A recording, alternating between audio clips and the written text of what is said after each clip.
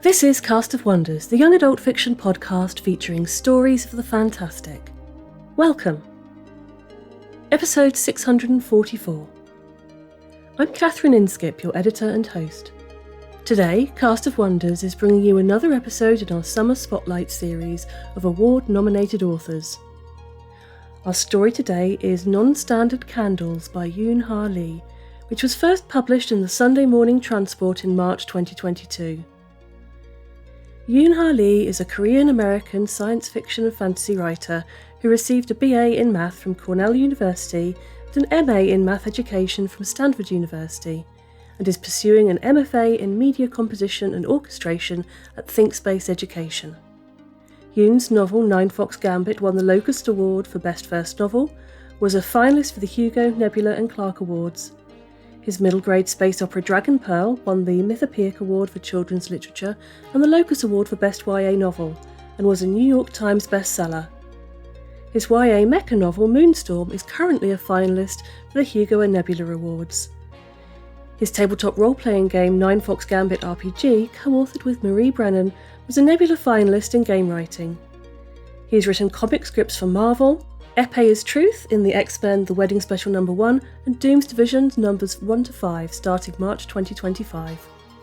Yoon's hobbies include game design, art and destroying the reader. He lives in Louisiana with his family and a lazy kitten. This story is narrated by Catherine Inskip. Catherine Inskip is the editor of Cast of Wonders. She teaches astrophysics for a living and spends her spare time populating the universe with worlds of her own. And now, we've a tale to tell.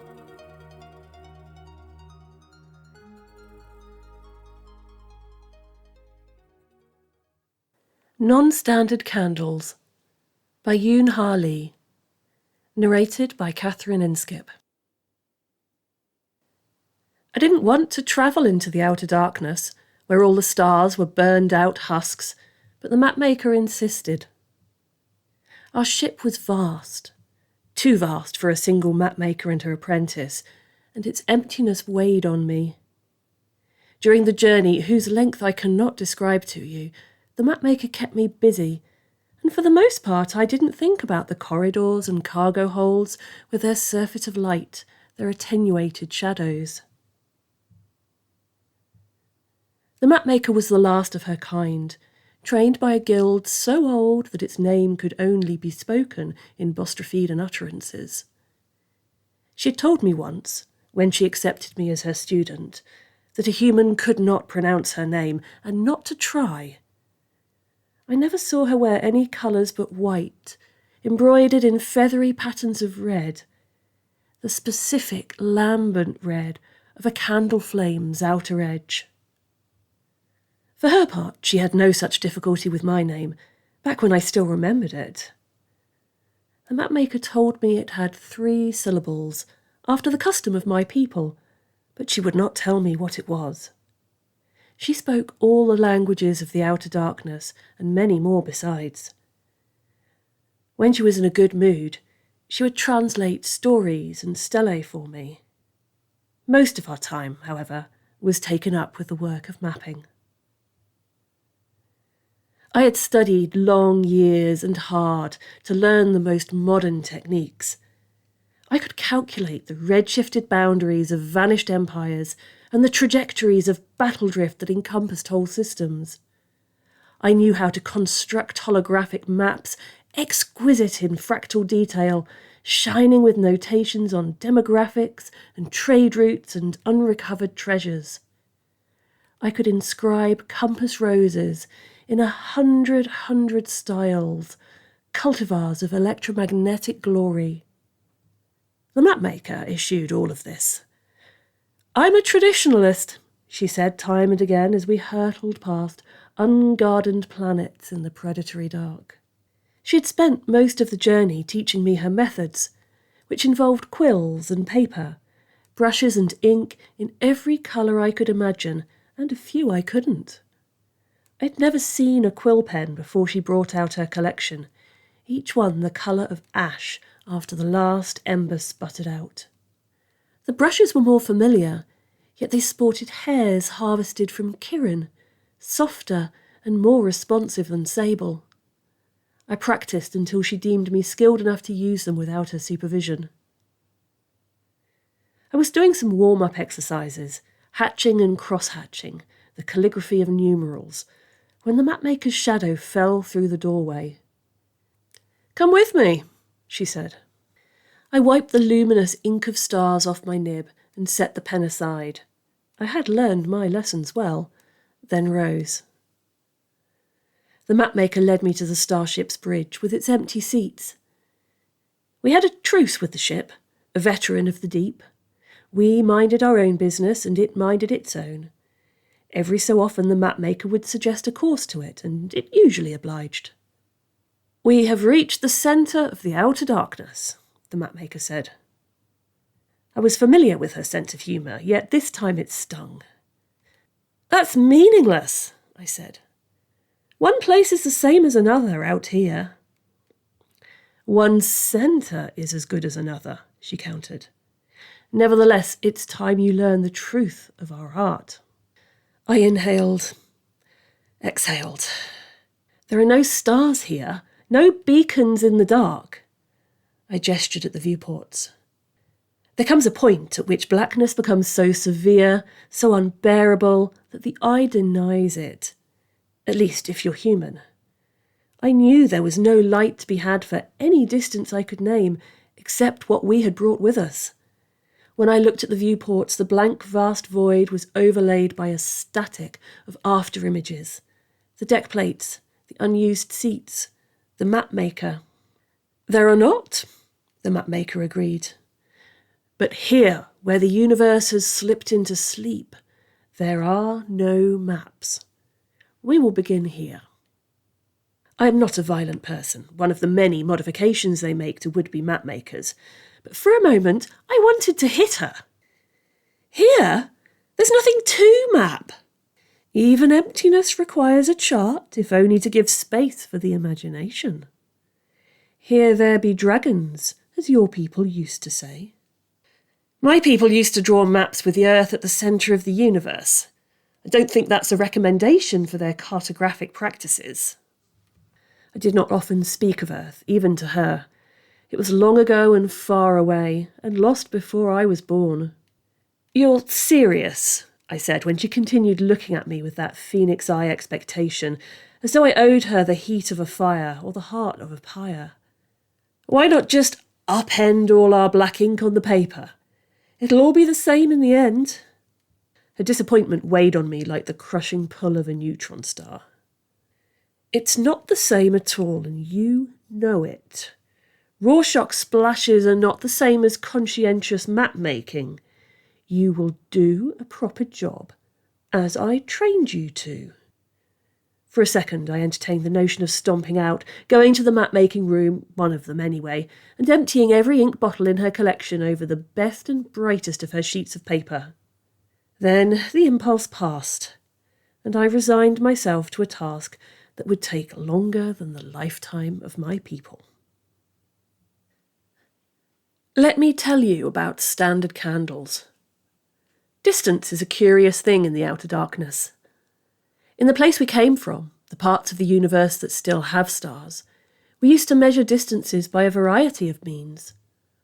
One of them is standard candles.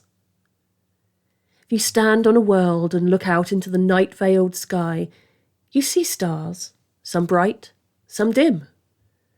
Which of the bright stars are bright because they are close by, and which are bright because they have furnaces more ferocious than their kindred? Which of the dim stars are dim because they are far away, and which are dim because they are close to death? It's a question that once dogged astronomers in many civilizations. If you know a star's intrinsic brightness, its absolute magnitude, you have a standard candle. At that point, you can compare the absolute magnitude to the apparent magnitude you observe from wherever you are and find the distance to that star. I won't trouble you with the formula, but it's easy enough to derive. The only problem with this scheme, of course, is that it does you no good if there are no stars in sight and no maps at hand. My life became a cycle of drudgery, or would have been if I'd still been capable of boredom. They removed many inconvenient traits from mapmaker candidates, extracting them with fine instruments of wire and stagnant poetry. I asked the surgeon who performed the procedure what they did with the things they took away, and they informed me that it was none of my concern. Every day the mapmaker and I consulted the ship's sensor readings, which the ship gladly gave up to us. I wondered sometimes if it too had had its boredom removed. Every day we saw the same all-encompassing nothing. Every day we painstakingly inked every non-existent nuance of that nothing onto our charts of paper. "Were you the only one willing to volunteer for this?" I asked the mapmaker one day, indistinguishable from the one before. "Of course not," she said, and I remembered that she sometimes lied. Then she added, "You're here, after all." "It's hardly the same thing. I didn't volunteer specifically to do—" I waved at the nearest bulkhead. "To be here." "Is it any worse than the other places you could be?" I shrugged. I didn't think nostalgia was one of the emotions I'd lost, but it was hard to tell sometimes. "It's a lot of ink." That was another of the mapmaker's trade secrets, one she hadn't yet divulged to me. The paper never ran out, nor the ink. Neither of them took up the infinite space that I would have expected, given how much of the outer dark there existed, and how long we had been mapping, even using her esoteric methods. And the ship was big, but not that big. You sometimes daydream about tipping out the ink. I can smell it on you. I also wondered what it would be like to smell people's random impulses, because I was pretty sure she was being literal. Perhaps I was better off not knowing. "You'd only make me clean it up." "You're an excellent mapmaker candidate." Whoever wanted these charts, if they'd wanted them done within an ordinary lifetime, or 10, they should have sent more than 2 people to do the job. Not that ordinary lifetime was an issue at this end of time. The mapmaker shrugged. Her white and red blouse, I thought of it as one, although it had eldritch embellishments and hid more of her form than it revealed, shimmered and warped. "Get to the point." Remindingly, she tapped her quill pen against the rim of the ink bottle. The ink was drying, bellicosely black, and we had work to do. "We're not going to finish," I said, "before the outer dark swallows the universe." "We'll do the best we can in the time we have, then." Her unconcern infuriated me. "We'll have gone through all this. And for what?" "The map is its own reward. It has to be." I shook my head. "You can leave," she added. "The ship has some shuttles." I laughed bitterly. "That's not much of an option. No, I'm staying, but I want to know why." "The map is its own reward," she repeated, and I knew then that I would receive no further enlightenment from that direction. Let me tell you about the mapmaker's inks. Each one of them had been stringently tested and formulated for its archival qualities. She told me about the pigments they were made of sometimes. Black ink, produced from the last lanterns of toppled democracies. Red ink of cinnabar, which would have been toxic if I had still been an ordinary human specimen. Candescent gold ink, my favourite, formulated with real gold. The mapmaker made me practice with mica-derived inks before she allowed me near that last one. Strangest of all the pigmented inks was the white one, thick and viscous, and so pale it hurt the eye. I never had any cause to use it, but it was part of her collection all the same. There were other inks, pigment-based ones that were used only for our own amusement during downtime, due to the fact that they faded with exposure to light. One of them was derived from the crushed petals of the aurora flower that grew in the methane snows of a disassembled world. The solution sparked and glowed with specks of yellow pollen. I liked that one best because it reminded me of the gardens I once longed to visit in the city of my birth. I had lethal allergies, and I surrounded myself with pictures of the flowers that I didn't dare approach in person. One of the things I appreciated about becoming a mapmaker, even an apprentice mapmaker, was that they'd extracted the allergies along with everything else. They'd left me that one memory, perhaps so I could appreciate my good fortune.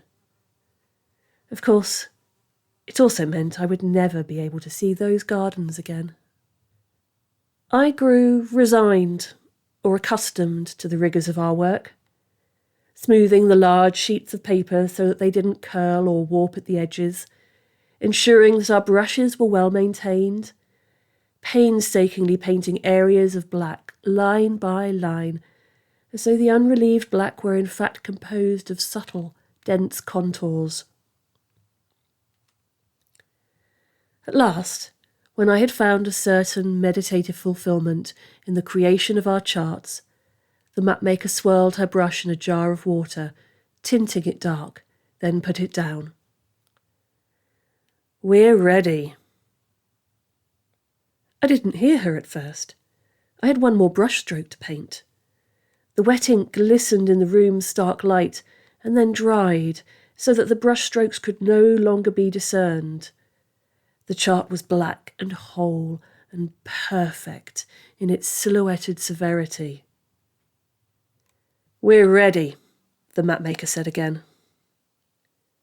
My hand shook. My brush knocked against the ink jar and I almost spilled it. Even that much of a lapse was unusual, and I chided myself for my clumsiness. "What do you mean?" "We're ready. The real work can begin." I wished the surgeons had not excised my temper, because this seemed like an excellent occasion for an outburst. We had made charts beyond numbering, a comprehensive map of the outer darkness. I was certain, based on what I knew of cosmology, that the last faint stars were on the verge of guttering out, if they hadn't already. And this was just the preliminaries? Since temper was beyond me, I said the temperate thing, which was, "What do you mean?" "Wait here." The mapmaker rose and passed out of the room, upright like a flame on a windless day. She returned shortly afterward, bearing 2 bottles of white ink. One for me, one for her. I stared at her. "We've mapped all this empty darkness. Everything's as black as a dragon's bowels. We're done." She tilted her head, looking at me strangely. "Not at all." She set one of the bottles down on my side of the table. I still didn't understand. The mapmaker didn't reach for the brush, still damp from its earlier labours, but for her favourite quill pen. She opened a bottle of white ink and loaded the nib and drew a single perfect star onto her chart. Then another and another. Somewhere in the outer darkness, 3 stars candled into existence. Somewhere in the inner darkness, I remembered the 3 syllables of my name. The ink shone on the nib, bright as dawn, as desire unfurled. "You can't be serious," I whispered. The mapmaker smiled in the way of her people. "You can't see white ink on white paper." She gestured at the case that contained the quill pens. "Will you help me?" "Yes," I said. "Yes." As an astrophysicist, I'm used to thinking about the vast reaches of space and the place of humanity within it. I really appreciate how this story interleaves our own understanding of the universe and the challenges of mapping it. We use a bootstrap approach to measure distances in space, jumping from one standard candle on one particular distance scale in order to define the next one in the chain, and so on. Once you have the basic distances pinned down, more or less, you can start to map the universe. And because the light we use to make our measurements takes its own sweet time to reach us, the further out we go, the further back in time we look. We can take it the other way too. With the past mapped out, we can keep our simulation clocks running and explore the future and witness the ultimate fate of the universe.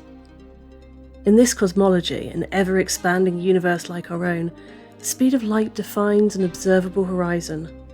For us, here and now, it's about 13.5 billion years of history or light years of space. Let that expanding universe accelerate, and more of the universe is pulled over that horizon. Space-time stretches, the stellar nurseries die, and eventually things become very, very cold and very, very dark. The heat death of the universe. It's not often we get stories that play with that idea. Even rarer is a story that brings so much hope out of it.